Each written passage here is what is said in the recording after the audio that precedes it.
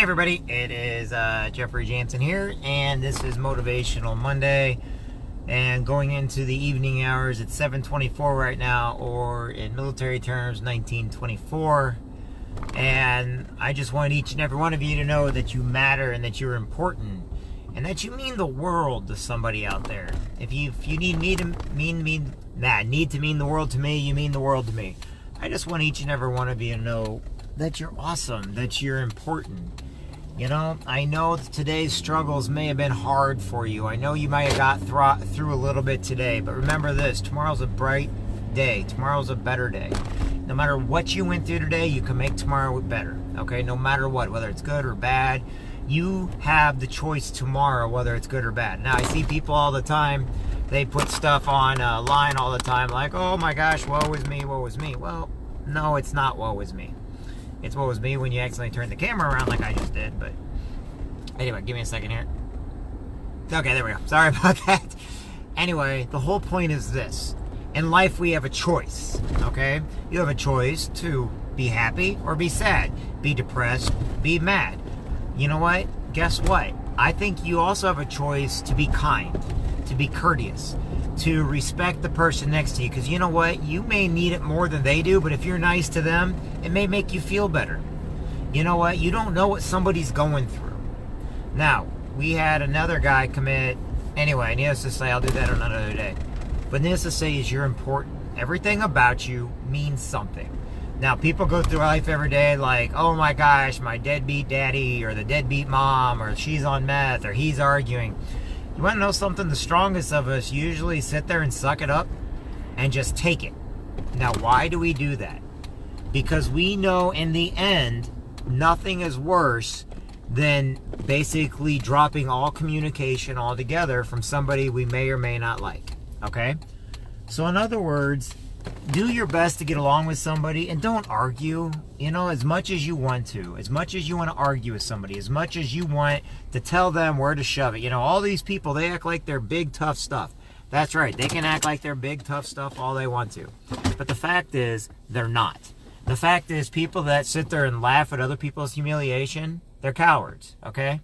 I know a guy, and right now, and he doesn't have a clue that he's going to be ignored from now on, because after my friend died, he decided he was going to grow some, meaning he's going to become bigger, and he started talking trash. But he talked trash on somebody that died. He talked trash because all of a sudden he realized he had nobody to argue back with him. To me, that's a coward, and it's a very cowardly thing to do.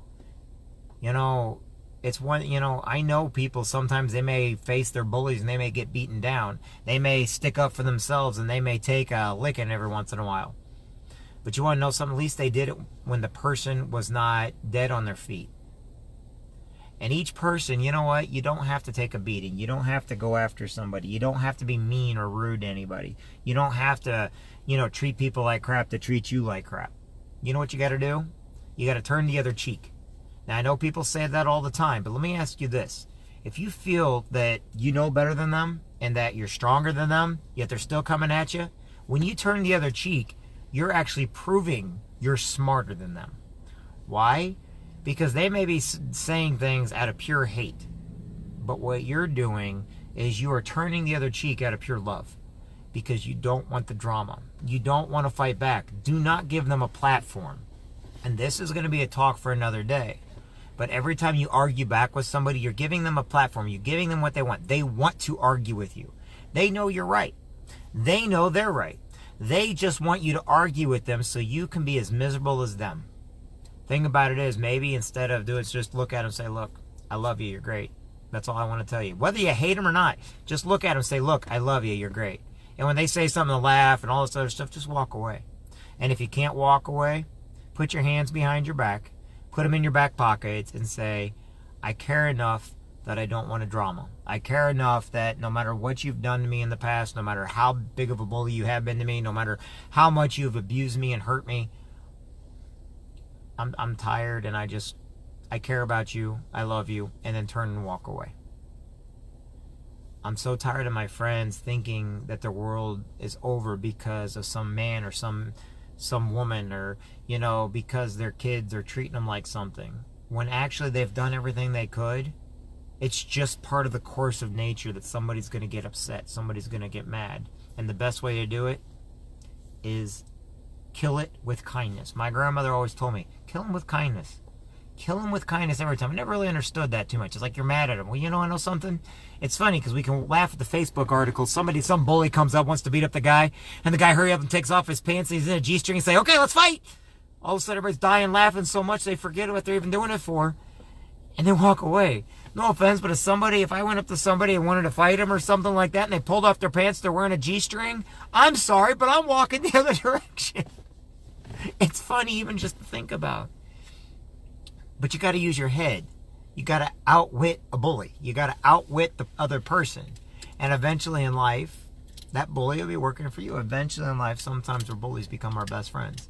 Sometime in life, the people that we thought hated us the most or didn't like us the most end up being some of our greatest friends. We just never bothered asking them. We never bothered talking to them. So tonight, be that guy that if somebody decides to pick on you, or be that woman, somebody decides to pick on you, that you do that crazy thing that they're like, okay, I'm not going to mess with you. You got a G-string on, you just pulled off your pants, and you're like, okay, let's hug. What? No, I wanted to fight. No, let's hug. I'm not hugging a naked guy with a G-string. No, thank you. A dirty G-string at that. Instead, just run. Do something clever. Be better than who you are now. Be better later. You know, in the end, when you get people laughing, the world doesn't seem to be so harsh anymore. Do whatever it takes to get somebody to laugh. You're awesome. You matter. You're important. Chris, we missed you tonight, buddy, but I hope everything was okay.